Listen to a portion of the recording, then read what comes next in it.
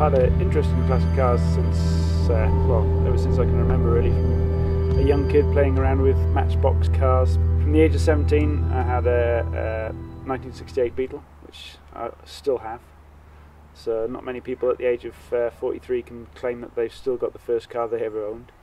And that's kind of started me on ownership of classic cars. So from the age of 17 I've always owned cars which are older than me.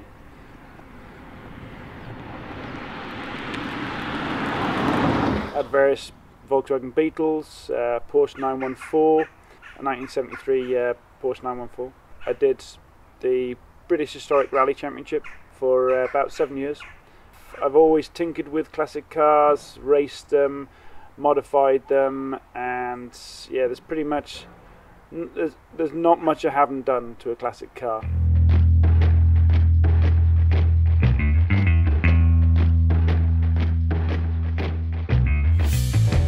During those rallying days, and that kind of started me really in the electric side of things. We had an electric motorbike, actually my son's electric motorbike, the little bike that everybody has in the pits to go and get the burgers or go and get some tools from the van, etc. And we had that electric bike, and we loved it. It was just so much power and torque, and it was just a small little kid's bike, grown men on it, and it used to fly, acceleration was great, and that really started my interest in electric vehicle technology.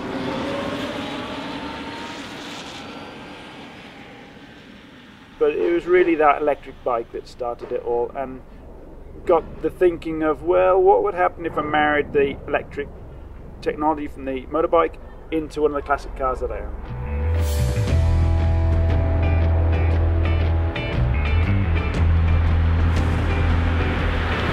That instant bucket of torque that comes in from an electric motor, I loved that effect. So yeah, that kind of really persuaded my petrol head mentality that there's something in electric motor technology, and I really wanted to try to see how I could blend that classic element of the classic cars, the beautiful styling, design, the solidness that is inherent within a 60s and 70s car, take that iconic style and marry it to 21st century technology with electric motors, regenerative braking, and that kind of second Prius that I owned got me thinking, hey, maybe with the electric bike technology, take a little bit from that to see if we can marry the two worlds together seamlessly and come up with something that was more than the sum of its parts. That was the initial concept of electric classic cars.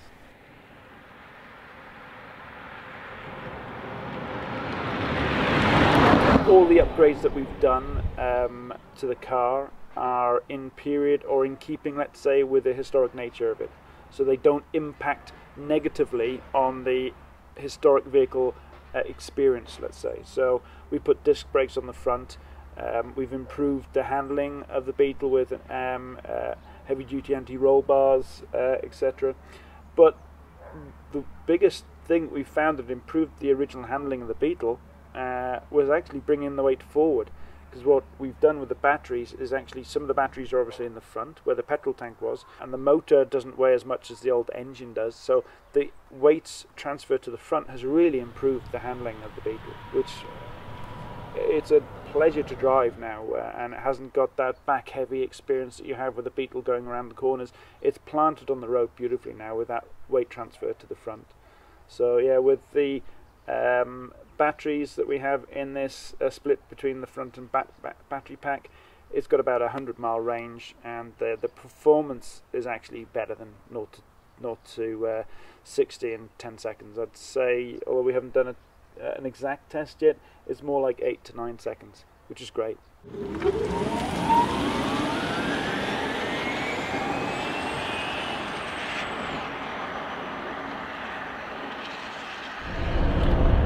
So to replace the fuel gauge in this car, what we've got is actually a battery gauge, and the display shows you, for instance, how much percentage is left of the battery. So currently we've got 79% left on the battery, and it's got a little scroll through button so you can see how much energy is going back into the battery system.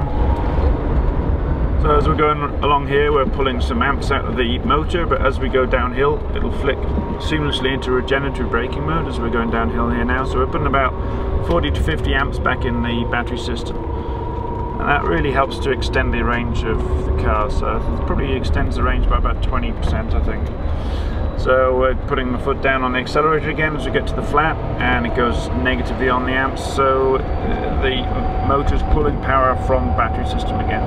And that kind of just seamlessly flicks between positive and negative amps as you take your foot off the accelerator, put your foot on the accelerator.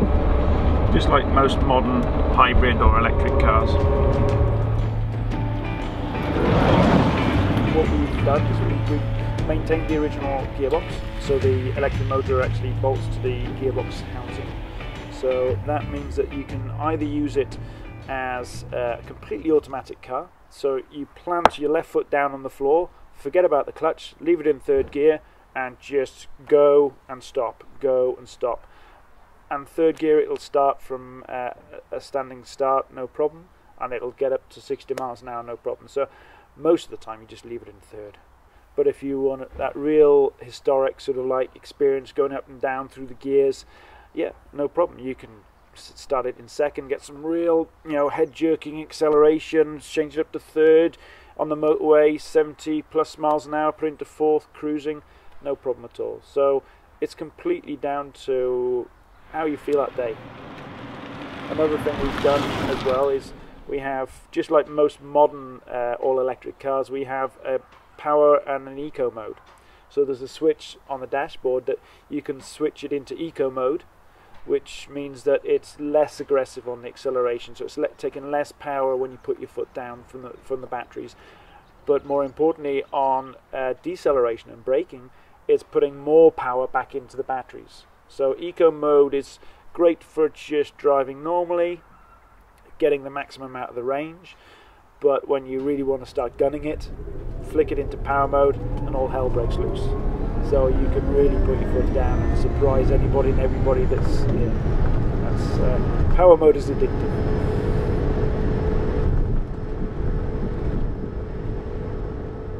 Having a classic car can be stressful and have a little bit of an overhead. So converting it to electric, where there's one moving part in the engine compared to 1,000 moving parts in a normal engine, means that there's no maintenance on that aspect of the car, which is so stressless. So that's why I think the time is right. The technology is there, the environmental drivers are there, but I think the classic car scene needs an injection of new people coming into it, let's say, that want a classic car, but they don't want the hang-ups that come with it. Oh, I'd love a classic car, but I know nothing about classic cars. It'll be a huge risk. Well, if you can flick on a light switch, you can use and maintain this.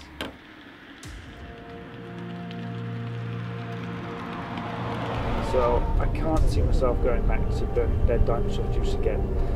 Even my Beetle that I've had since I was 17, it's on the cards to get converted to electric when I have some spare time in between building customer cars. I'm not going back. I'm a convert now. Instead of a petrol head, you'll have to call me an electric head or something like that.